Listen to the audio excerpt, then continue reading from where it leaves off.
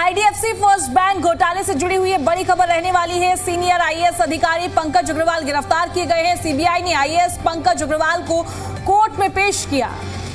पंचकुला स्थित हरियाणा की विशेष CBI court में पेश किया गया है। पहले भी कई अधिकारियों कर्मचारियों की गिरफ्तारी हो चुकी है। सीबीआई समेत अन्य एजेंसियां पूरे नेटवर्क की जांच कर रही है। तो हरियाणा सरकार के विभिन्न विभागों के खातों से करोड़ों रुपए की कथित हेराफेरी से जुड़े बहुचर्चित आईडीएफसी फर्स्ट बैंक घोटाले में सीबीआई ने वरिष्ठ आईएएस अधिकारी पंकज अग्रवाल को गिरफ्तार किया है।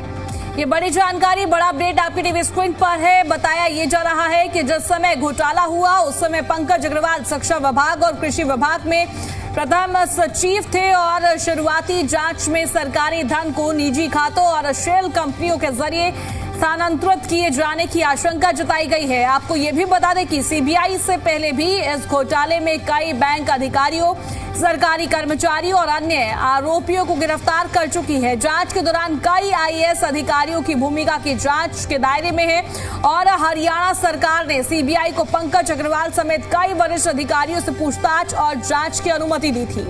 बताया ये जा रहा है कि आईडीएफसी फर्स्ट बैंक और एयू स्मॉल फाइनेंस बैंक से जुड़े इस कथित घोटाले का आकार समय समय पर सामने आए तथ्यों के अनुसार 590 करोड़ रुपए से लेकर 645 करोड़ रुपए से अधिक तक का बताया जा रहा है।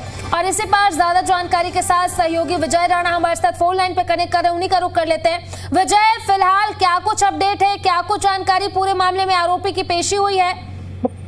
बिल्कुल, पंचकुला कोर्ट में जो है आरोपी आईएएस अधिकारी को ले जाया गया और वहां पे कोर्ट में पेश किया गया, जहां पर जो भी मामला था उसके बारे में सारी जानकारी है वो दी गई है। और इसमें जो आईएएस अधिकारी हैं जिनको आज अरेस्ट किया गया है, जो दूसरे अधिकारी हैं, उनकी भूमिका पर जांच जो है आगे इस मामले में की जाएगी। और आज जिस आरोपी अधिकारी को गिरफ्तार किया गया है उन पर भी कई जो आरोप है वो लगाए गए इस मामले में, जिसके जब ये घोटाला हुआ था उसको लेकर जो है सीबीआई ने सबसे पहले जांच की, सबूत जुटाए और जब पुख्ता सबूत मिले तब ये सारी कार्रवाई की गई। इससे पहले उनके घर पर रेड भी सीबीआई की ओर से की गई थी, जहां पर भी कई जो तरह के सबूत है वो जुटाए गए हैं। और जो प्रारंभिक जांच है उससे ये जानकारी मिली है कि जो सरकारी खातों में जो पैसे जमा थे उनको निजी खातों में भेजा गया और शेल कंपनियों में भेजा गया और वहाँ निजी तौर पर इस पैसे का जो है इस्तेमाल किया गया। और ये जो सारा जो मामला है जिसमें बैंक कर्मचारी भी शामिल है और कई और सरकारी अधिकारी भी शामिल हैं, तो उनको लेकर जांच जो है की जा रही है, खातों की जांच की गई और उसके बाद ये सारी जो कार्रवाई है वो की गई और उसके बाद ये सीनियर अधिकारी को बिल्कुल विजय, देखा जाए तो सवाल भी यहाँ पर कई खड़े हो जाते हैं। करोड़ों का घोटाला हो जाता है। चलिए मान लीजिए अभी पंकज अग्रवाल को गिरफ्तार भी कर लिया गया है, पेशी भी देखने को मिली। इससे पहले भी कई अधिकारी जो है उन पर भी गाज गिरती हुई नजर आई। पर सवाल यहाँ पर ये खड़ा हो जाता है कि करोड़ों के घोटाले में और भी कई लोग होंगे जो अभी भी फरार चल रहे हैं, उन तक जांच कब तक पहुंचेगी? बिल्कुल, क्योंकि जांच है ये इसकी शुरुआत हुई थी बैंक कर्मचारियों से, जब वहां से पूछताछ की गई और ये जो सारा मामला खुला उसके बाद धीरे धीरे जांच आगे बढ़ी, सरकारी कर्मचारियों तक पहुंची, सरकारी कई सीनियर अधिकारियों तक पहुंची और ये भी जांच आईएएस अधिकारियों तक पहुंच गई है। आईएएस अधिकारियों को गिरफ्तार करना जो है एक बड़ी बात कही जा सकती है। जाहिर तौर पर सीबीआई के पास कुछ पुख्ता सबूत होंगे, पक्के सबूत होंगे, जिसके बाद सीबीआई की ओर से इतनी बड़ी कार्रवाई की गई है।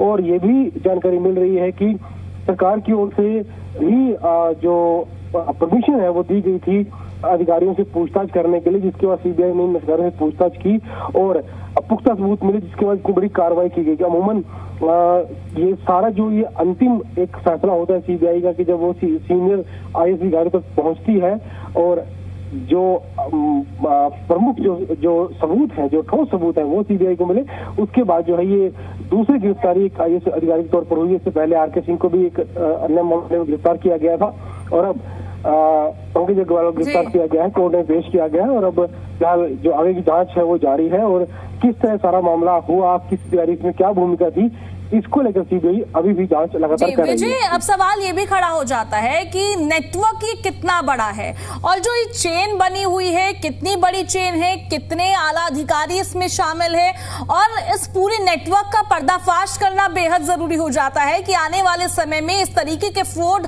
होने की कोई भी आशंका ना बचे। देखिए, सीबीआई जो है वो अब जो सबसे जो सीनियर अधिकारी हैं सरकार में वहां तक पहुंच चुकी है, तो ये कहा जा सकता है कि मामले की जांच जो है वो अंतिम चरण में है, क्योंकि सीबीआई ने सारी जो जानकारी है वो जुटा ली होगी और उसके बाद ही इतनी बड़ी कार्रवाई सीबीआई की ओर से की गई है।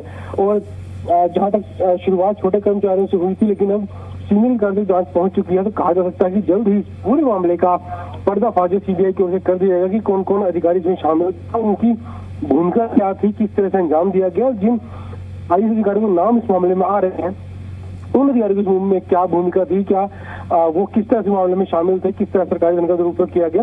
क्योंकि अब सीनियर अधिकारियों की जांच पहुंची है, तो जाहिर तौर पर जांच अब अंतिम चरण में हो सकती है।